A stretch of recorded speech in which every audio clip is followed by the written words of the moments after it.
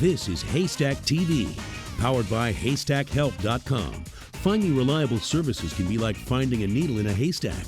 With HaystackHelp.com, finding the needle just got a lot easier. Now here's the host of Haystack TV, Chris Kane.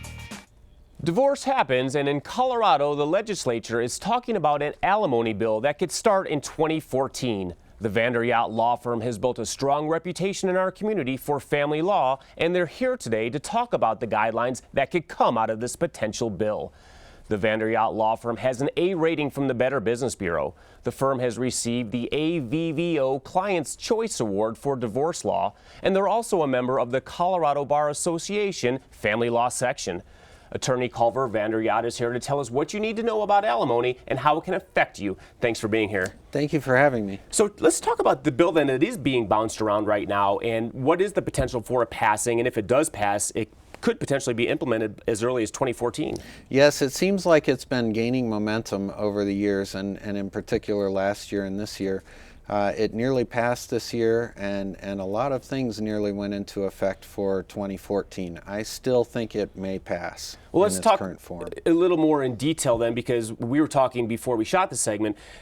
It's going to be pretty similar to how child support is structured, where there's guidelines and an actual formula to calculate alimony. Exactly right. So the guidelines would go up to a $240,000 income, and it would look somewhat like the child support guidelines, be a little bit more rigid, although the legislature is now calling it an advisory guideline. That's one of the Senate changes to the House bill.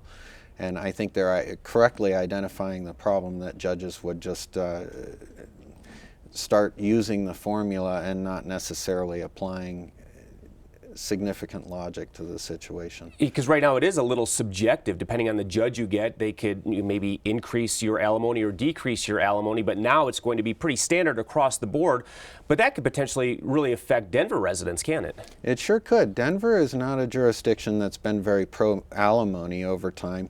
The rural jurisdictions have been a lot more pro-alimony. And so Denver, I would think, is going to see a rather significant increase in alimony in the year 2014 and on. There are things you need to take into consideration if you're about to file for divorce in terms of if you're facing alimony or not. Mm-hmm. And one of those would be which jurisdiction to pick and whether to file in the next few months versus allowing yourself to be subjected to the new legislation. Sure. How about the fact now that Colorado is a no-fault state? Will that change at all? It won't change. No. Okay. And with the paying spouse, if the receiving spouse can support themselves, will the paying spouse still have to pay that calculated formula, or can that be negotiated? In theory, there's a threshold that has to be met before you can ask for alimony, and one of the threshold issues is, can you support yourself reasonably with your own income, and can you support yourself reasonably with your own property? That being said, I have a feeling that this formula, which is essentially 40% of the higher income earner's spouse less 50% of the lower income earning spouse's income equals maintenance or alimony.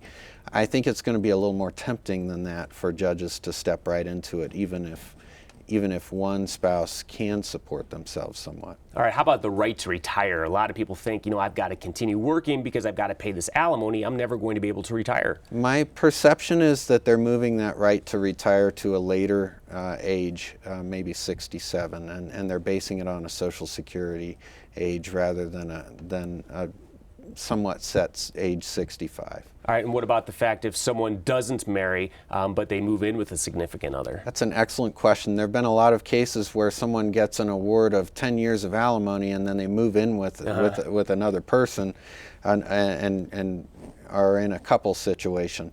The legislature's been careful to use the word couple. I think that forecasts other things coming up, but yes, they're addressing that. If you live with another partner for 6 months, you will lose your maintenance. Okay, a lot of information here. I'm going to tell people how to get a hold of you with more questions, so thanks so much. For more information or for questions about alimony issues, contact the Vanderyacht Law Firm right now. The first 15 people to call in and mention Haystack will receive a free 30-minute consultation. Their number is 303-345-3508.